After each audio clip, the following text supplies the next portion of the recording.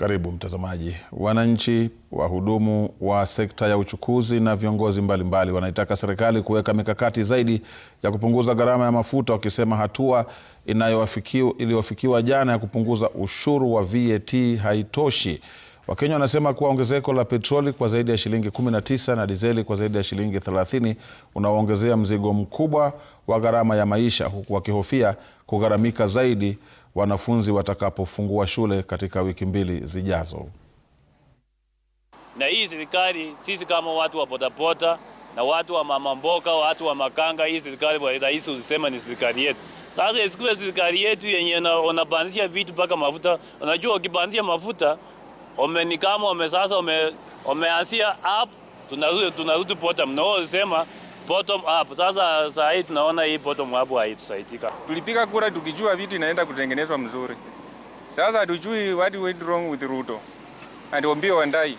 Tunataka Opiyo Wandayi kama kazi imemshinda resign. Station mingi hakuna mafuta. Station moja inapanga laini karibu 12 hours. Utafanya kazi saa ngapi?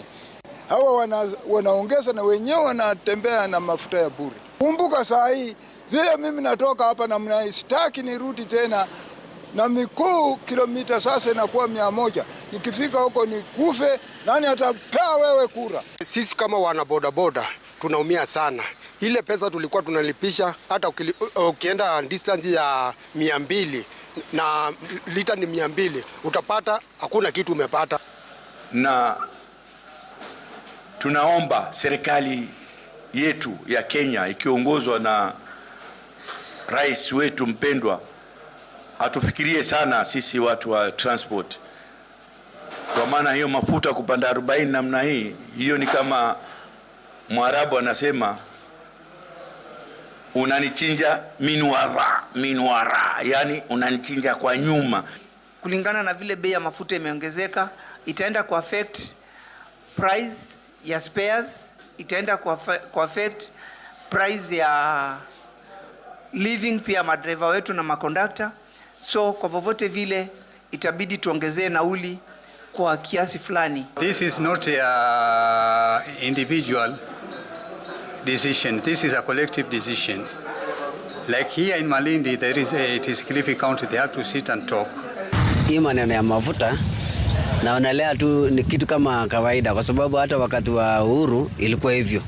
Wakati Ruto alisema muongeze mafuta badala ya kunifuata, na sasa hii ni hivyo hivyo. So mimi naonelea hii issue ya mafuta ni serikali kuangalia vile wanaweza saidia wananchi wao. Wakiongeza mafuta hata mshahara pia waongeze. Huwezi kutuambia ya kwamba umeongeza mafuta shilingi 40 alafu unapunguza shilingi 10 alafu tuambie imepungua. Haijapungua, imeongezeka. Sisi tunasema kama hudumu wa bodaboda, hiyo si kupungua. Kupungua tulikuwa tunataka iwe mahali ilikuwa 79 78 ishuke chini na shilingi 10. Serikali inafaa ikushon mwananchi against effects za hizo bei ambazo zinaongezeka. Sasa hivi wameguza kerosene, wameguza diesel, wameguza petroli. Sisi wananchi tutakimbilia, tutamlilia nani? Mheshimiwa Rais. Juzizi kama wakaaji wa Bomet tulitarajia Singapore, lakini mahali tuko saa hii hatujui hizi pesa wanasanya ni ya election inakuja ama nini. So tusaidie kwa sababu serikali yetu ni yetu. Kenya yetu tunajua pesa iko, lakini uongozi ndio mbaya. Sasa Mheshimiwa Rais wacha angalie. Kule customer unakuta hata yeye hana pesa, watu hawana pesa.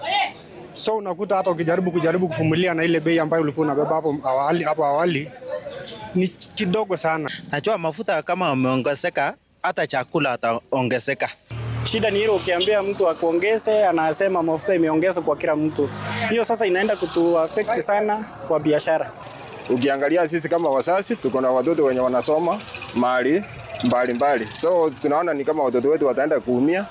Na ukiangalia hiyo time shule zitafunguliwa itakuwa ni mwezi kona, hakuna wazazi wenye watapata wako na pesa. Ingawa serikali inasema mafuta iko, lakini mafuta hakuna. Maanake ukiangalia vituo mingi hapa ya mafuta simefunga, kumaanisha kwamba hakuna mafuta. Na nataka kusema kwamba serikali iseme wazi kwamba mafuta hakuna, tuchue mafuta hakuna, ili ifunguliwe wale ambao wako nayo waweze kupeana hiyo mafuta. Baada ya mzunguko huo kutoka kaunti mbalimbali, sasa tuelekee kaunti namba 16 na namba 26 ambapo viongozi mbalimbali huko Machakos